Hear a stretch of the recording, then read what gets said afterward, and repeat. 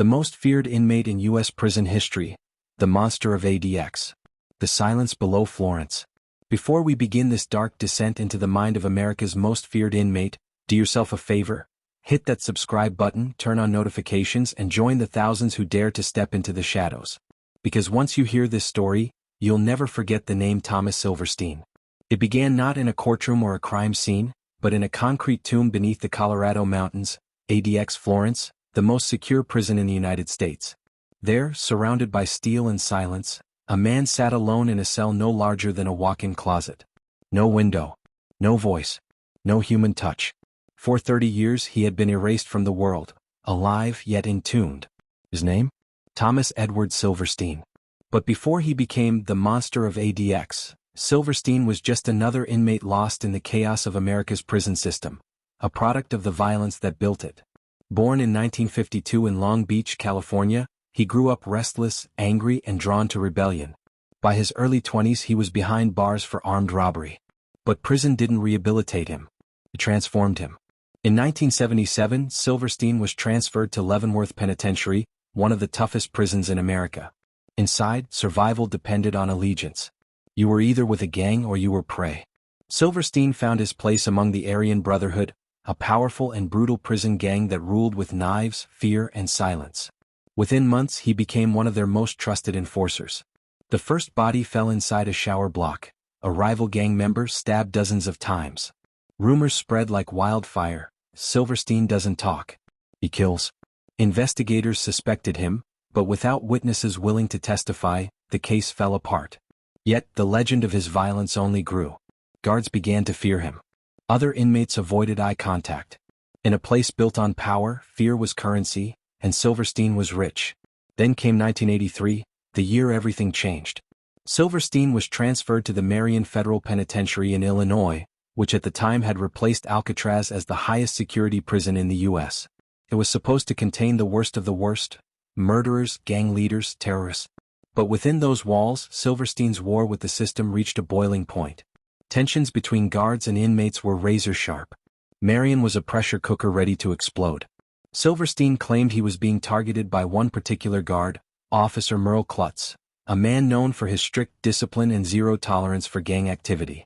Silverstein believed Klutz was trying to break him, isolating him, humiliating him, even moving his friends to separate cells. Then, on a quiet October morning, it happened. Klutz was escorting Silverstein back to his cell after a shower.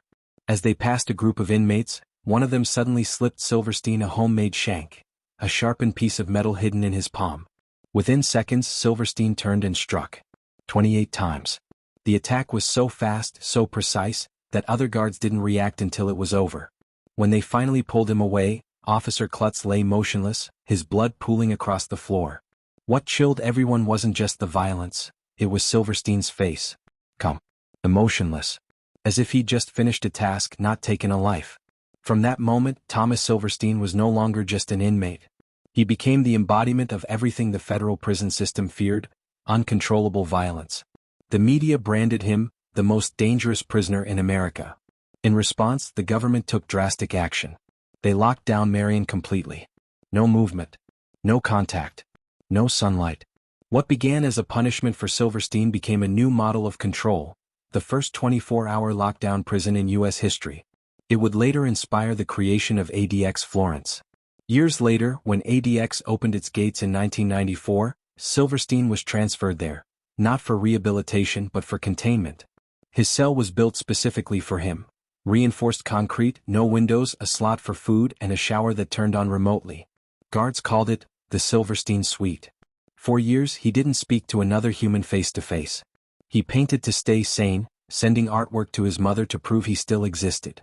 But the silence, the years, and the endless isolation began to twist something deep inside him. He once wrote in a letter, "I'm the man they couldn't kill, so they buried me alive."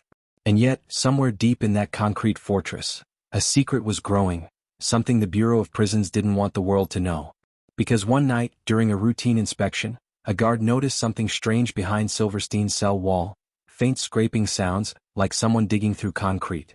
When they tore open the panel to investigate, what they found changed everything. The sound beneath the silence. The night they found the wall damage inside Thomas Silverstein's cell, the entire ADX Florence compound went into lockdown.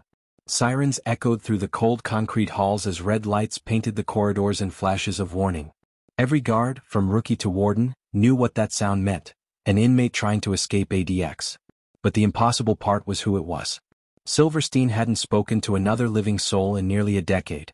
He hadn't been outside his cell without full restraints since the 1990s. His food came through a steel slot. His mail was screened twice. There were cameras on every angle of his cell, and yet, somehow, someone heard him digging.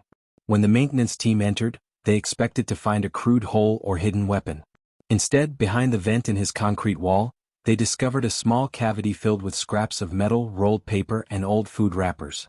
It wasn't an escape tunnel, it was a message cache. Notes, drawings, and coded symbols layered with dust and time. One paper stood out.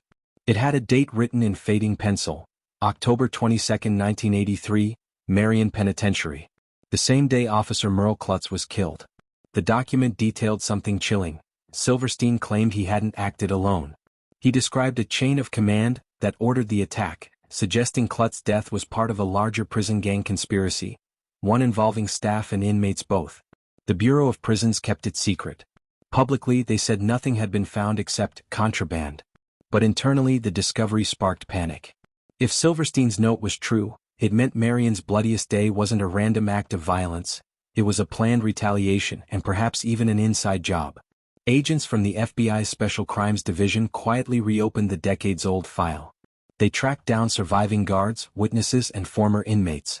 But something strange began to happen. People who had been at Marion in 1983 started dying. Heart attacks, accidents, unexplained suicides. Each within months of being contacted by investigators. Meanwhile, Silverstein sat in his cell, painting in eerie silence. Every canvas he finished carried the same symbol: a red key. When prison staff asked about it, he said only one thing: everyone has a door that leads out. You just have to find the key. By 2005, the FBI's quiet investigation had uncovered links between Marion's staff and black market trading networks, contraband, drugs, and money flowing through prison walls. Several officers had been under suspicion long before Klutz's death. But every piece of evidence led to one name that no one dared to speak: Warden Harold Whitaker, the man who oversaw both Marion and later helped design ADX Florence. Whitaker had retired years earlier, living quietly in Arizona. When two agents arrived at his home for questioning, they found his front door open, and the old man dead in his chair, a single gunshot wound to the head. Beside him, a note: the monster wasn't the only one locked away. Back at ADX, word reached Silverstein. He smiled, the first smile witnesses claimed to see in years. When asked about the warden's death, he said nothing. Just stared at the wall and whispered, "It's starting again." The prison administration decided to tighten security further. Silverstein's paintings were destroyed. His mail privileges revoked. His lights were left on 24 hours a day. But the guards couldn't sleep easy. One by one they started hearing things too: scratching noises, faint and rhythmic, echoing through the ventilation system late at night. At first they thought it was rats. Until one guard followed the sound down the lower maintenance hall. The noise stopped as he reached Silverstein's cell. He peered through the small steel grate and froze. Silverstein was sitting cross-legged, eyes closed, facing the opposite wall. His hands were on the floor, tapping gently, 123 123. When the guard reported it, the warden dismissed it as paranoia. But 2 nights later, the same guard didn't show up for his shift. His car was still in the parking lot. His keys were in the ignition. Security footage showed him walking toward Silverstein's block around 2:40 a.m. Then, nothing. The camera feed cut out for 47 seconds. When it resumed, the hallway was empty. The next morning, they searched every inch of the prison. The guard was gone. No blood. No trace. No clue how anyone, especially Silverstein, could have been involved. But there was one new detail that chilled everyone who saw it. On the concrete floor just outside Silverstein's cell, someone had painted a small red key. And inside the cell, Silverstein was smiling again. When questioned, he finally spoke, calm, cold, and certain. "You think I'm trapped in here. But I've never been alone. The man who never left." By the time the Bureau of Prisons ordered a full internal investigation, ADX Florence was no longer a fortress of silence. It was a ticking nerve of fear. Guards whispered in corners. Wardens slept with lights on. The red key, once an obscure mark from Silverstein's paintings, had become an omen. It appeared carved into walls, etched into metal food trays, even drawn in dust across security monitors. The missing guard, Officer Raymond Keller, was still unaccounted for.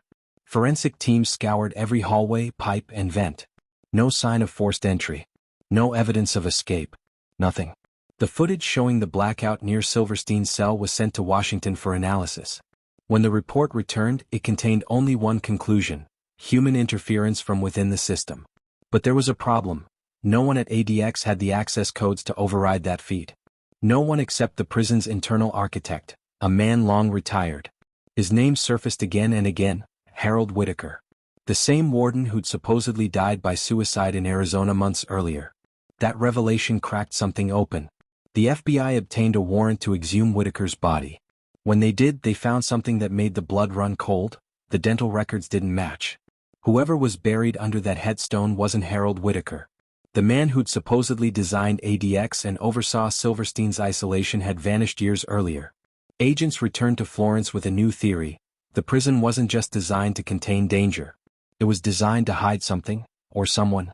Meanwhile, Silverstein had stopped speaking entirely. His days were spent motionless, meditating on the cold floor.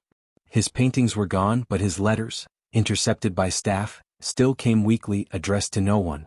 Every envelope was empty except for a single piece of paper bearing the same words: "The key turns inward." Then, one early winter morning in 2019, during routine rounds, guards found Silverstein unresponsive in his cell. The medical report said heart failure. After 35 years of isolation, the most feared prisoner in America was finally dead. Or so they believed. The warden ordered the cell sealed immediately. Everything, the bed, the floor, the walls, was photographed for the record. But when investigators entered, they noticed something strange. Beneath the bed, scratched into the concrete, were dozens of small hand-carved keys. Each one numbered, each pointing toward a symbol, a spiral leading to the vent where the first cache had been found years earlier. When they pried open the vent again, there was no cavity this time, only a folded document wrapped in plastic.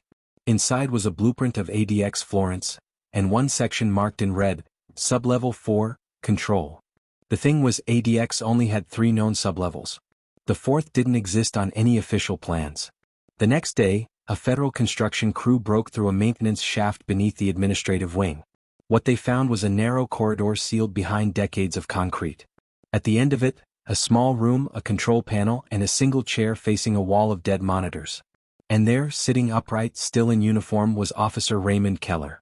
His skin pale, his eyes wide open. He was dead, but not recently. The estimate put his death at least 6 months earlier, long before he'd supposedly disappeared. On the floor beside him was a red key painted in his own blood. As they pulled the body out, one technician turned on the main switchboard. The monitors flickered to life, revealing live feeds of dozens of cells, but not the ones the guards watched daily. These were older feeds, looping footage from the early 2000s. And in one of them, visible in perfect clarity, was Thomas Silverstein, sitting calmly in a different cell, staring straight into the camera. The room fell silent. The footage timestamp was from 2 hours earlier. Investigators scrambled to check the morgue. Silverstein's body was still there, lifeless, unmistakably dead. Yet the feed continued to roll. The figure on the screen stood up, approached the camera, and smiled. Then, slowly, he raised his hand and held something up, a small red key dangling from his fingers. The screen glitched, flickered, and went black. The system rebooted automatically. When the monitors came back, the feed was gone. That cell, the one in the footage, didn't exist anywhere in ADX records. The FBI ordered the entire level sealed and classified the findings. Officially, Silverstein's death was recorded as natural causes.